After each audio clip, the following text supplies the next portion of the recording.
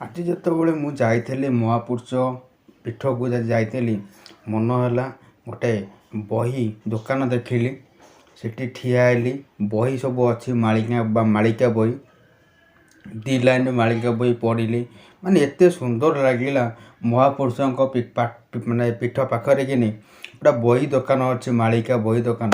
ମାନେ ଏତେ ସୁନ୍ଦର ବହି ଦୋକାନ ହେଇଛି। ସବୁ ଭେରାଇଟି ପ୍ରକାର ମାଳିକା ବହି ଅଛି।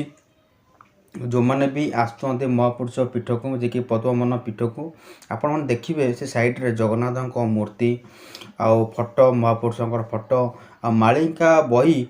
କିନ୍ତୁ ବହୁତ ବଢ଼ିଆ ବଢ଼ିଆ ମାଳିକା ବହି ମୁଁ ଦି ଲାଇନ୍ 3 ଲାଇନ୍ ପଢ଼ିଲି।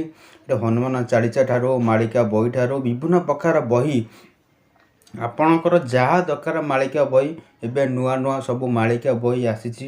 ଆମେ ପଢ଼ିକି ମାନେ ଏତେ ଖୁସି ଲାଗିଲା ଯେ କି ମହାପୁରୁଷଙ୍କର ମାଳିକା ବୁକ୍ କରା ମାନେ ବହୁତ ସୁନ୍ଦର ବି ଲେଖା ହେଇଛି।